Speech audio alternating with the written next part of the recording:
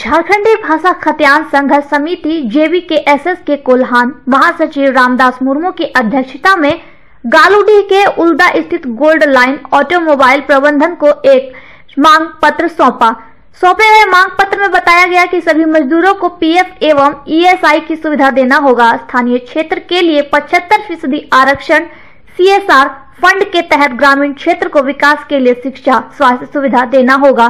सभी कर्मचारियों को काम के दौरान सेफ्टी किट का व्यवस्था कराना अनिवार्य होगा। मांग पत्र में बताया गया कि 12 घंटा की जगह मजदूरों को 8 घंटा काम देना होगा।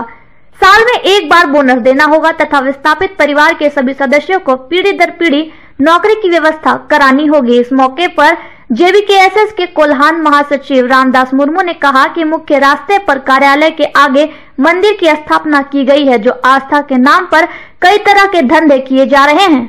उन्होंने कहा कि मंदिर के इर्द गिर्द जितने भी दुकान लगाए गए हैं, वैसे दुकान के संचालक बाहरी हैं, यहाँ के स्थानीय लोगों को जगह नहीं दी गई है। उन्होंने कहा कि यही नहीं, एक साजिश के तहत विधायक निधि से मंदिर परिसर के इर्द गिर्द 2 हाई मास्ट लाइट लगाए गए हैं। उन्होंने कहा कि यहाँ के ग्रामीण अंधेरे में अपने जीवन यापन कर रहे हैं और मंदिर के इर्द गिर्द काफी उजाले किए गए हैं। 100 मीटर की दूरी पर 2 बड़े हाईलाइट मास्ट लगाए गए हैं। उन्होंने बताया कि विधायक ने सरकारी पैसों का दुरुपयोग किया है। बताया गया कि मंदिर जिस मालिक की जमीन में बनाई गई है, उस परिवार की स्थिति काफी दयनीय है। यह देखने वाला कोई नहीं है। क्या प्रबंधन की जिम्मेदारी नहीं बनती है कि उस परिवार का देखरेख करें? उन्होंने कहा कि हमारी मांगे पूरी नहीं होती हैं तो उग्र आंदोलन के लिए बाध्य होंगे। मौके पर मुख्य रूप से जिला सक्रिय सदस्य दिनेश महतो, फेबियन तिर्की, महेश कुमार महतो, राजेश महतो, लखीकांत महतो, मिंटू महतो, तपन महतो आदि मौजूद थे। घाटशिला से सिद्धार्थ आनंद की रिपोर्ट। आज इस गोल्ड लाइन परिसर में कई सारी डिमांड को लेकर हम लोग आज JVKSS के बैनर तले हम लोग पहुंचे हैं।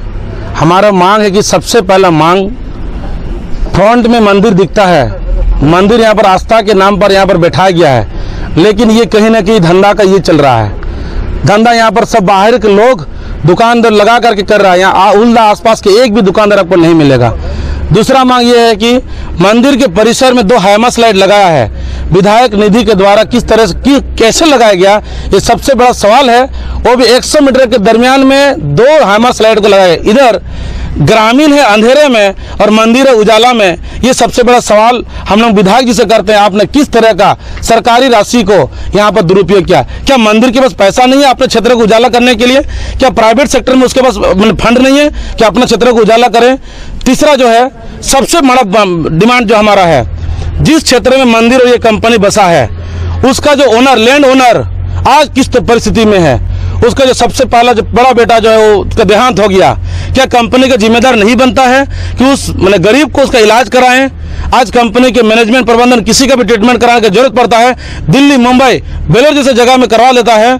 जिस जमीन पर यह कंपनी बैठा है, उसका जो मालिक है, जिसने जमीन दिया, क्या उसका जिम्मेदार नहीं बन उसको ट्रीटमेंट कराने का?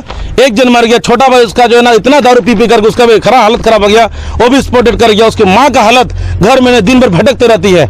मैं सवाल करना चाहता हूँ कंपनी प्रबंधन को, क्या उस माँ का आपका जिम्मेदारी नहीं बनता है कि उसको ट्रीटमेंट कराने का?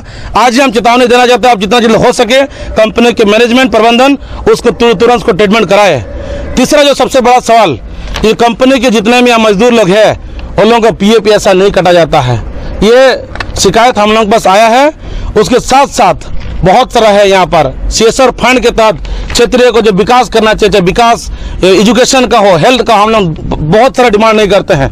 इस क्षेत्र में सबसे बात एक पड़ा है कि एजुकेशन को बेहतर करना होगा।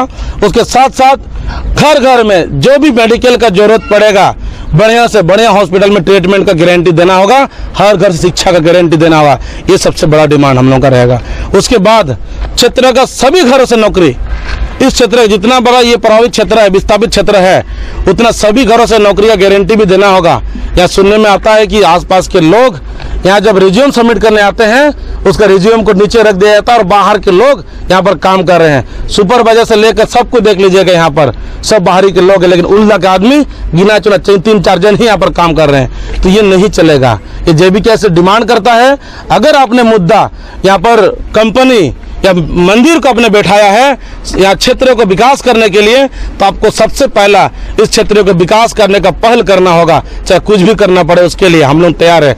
अगर ये कंपनी के लोग अगर इस हमारे मुद्दा को नहीं मानते हैं तो आने वाले दिन में, आज हम लोग चेतावनी देके जा रहे हैं, अगर नहीं मांगते हैं तो हम लोग ये रूप उग्र आंदोलन में कन्वर्ट करेंगे और ये अनिश्चितकालीन इस सेल का जैसा हम लोग ये कंपनी का भी हालत कर देंगे।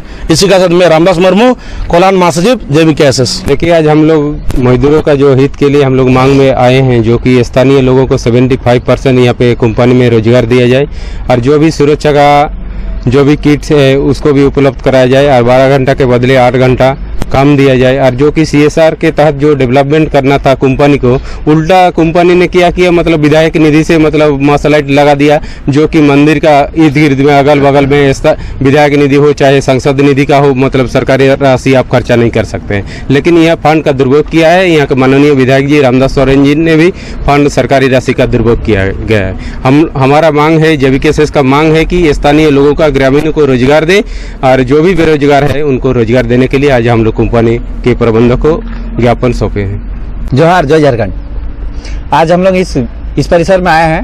ये गोल्ड लाइन ऑटोमोबाइल है। यहाँ पर हम लोग ज्ञापन देने के लिए आए हैं, चूंकि स्थानीयता का जो मुद्दा है, हमारे भाई और जितने भी हमारे आसपास के एरिया के हैं, उसमें किसी को भी लोकल को मतलब कंपनी के तहत नहीं रखा गया, अंदर कॉन्ट्रैक्ट के अंदर रखा गया है। ये हम लोग की मांग है कि उन लोगों को रखा गया और जो भी यहाँ काम करते हैं उनके पास कोई सेफ्टी की इक्विपमेंट नहीं है, सेफ्टी का होना चाहिए।